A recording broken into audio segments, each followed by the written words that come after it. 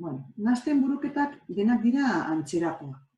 Normalean, batu egiten dira, adibidez, batu egiten dira bi kafe mota, edo urrea bi mota, edo olioak, eta orduen, bi mota desberdinetako gauzak nahastuz, normalean eskatzen duzuen nahasketaren presioa, edo kantitatea, edo, irakurriko dugu hobeto ulertzeko.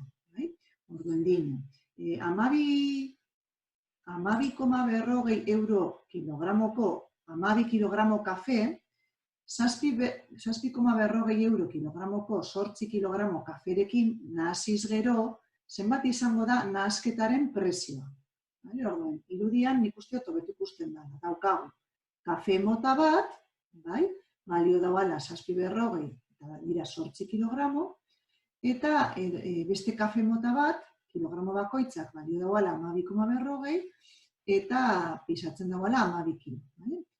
Imaginatu daukagula kafetegi bat, eta nahastu egiten dugula kafe merkea, kafe garestiago batekin, eta hau da lortzen dugun nahasketa. Orduan galdera da, zenbat kostatzen dauan nahastearen kilogramo bat. Honek buruketak egiteko ondo dau taula bat eraikitzea eta datuak hor antolatzea. Orduan, daukagu, lehenengo kafea, izango litzatekeela kafe merkea esan daigun, eta beste bat garestiagoa. Orduan, nahasketaren presioa, kilogramoaren presioa izango da, ez da helduko merkearen presiora, ez da garestean, izango da presio ertain bat. Orduan, kafe merkea, lehenengo kafe mota. Daukagu 8 kilo, kantitatean ipiniko dugu kilogramo, 8 kilogramo, eta bere presioa, eta bere ipiniko dugu euro kilogramo bakoitzak, dira 7,40. Beraz, kilogramo bakoitzak balio badau 7,40 eta 8 kilogramo badaukaguz, hauze, biderkatzen badugu, 8 bider 7,40, izango litzateke, 49,20 euro. Beraz, daukagu, irudi batekin joango gara egiten bai, lehenengo kafea, daukagu 8 kilogramo, eta bere presioa 7,40 euro kilogramo. Gero daukagu, guztira, balio dau, 8 bider 7,40, 49,20.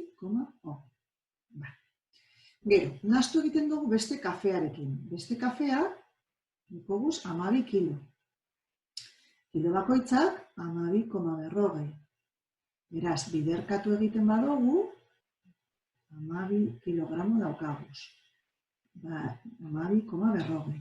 Biderkatzen badugu, 12 bider 12,40, honek emoten duzku, 148,40.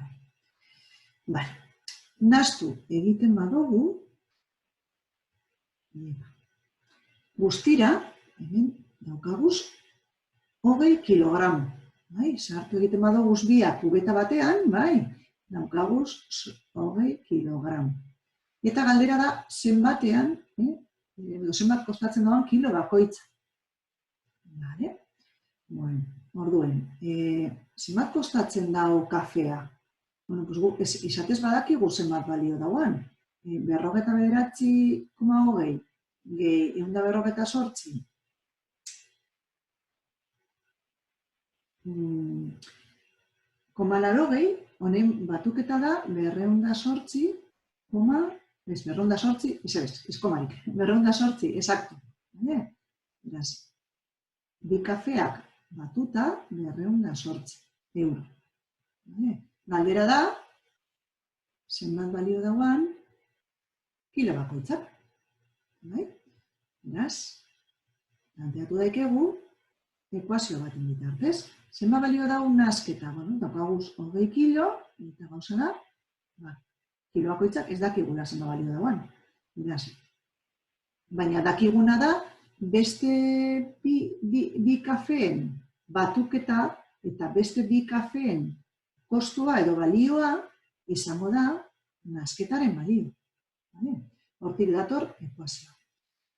Planteatzen badugu, izango zen, X dela 208 zati 20. Eta honek emoten dauzku 10,4 euro kilogramo.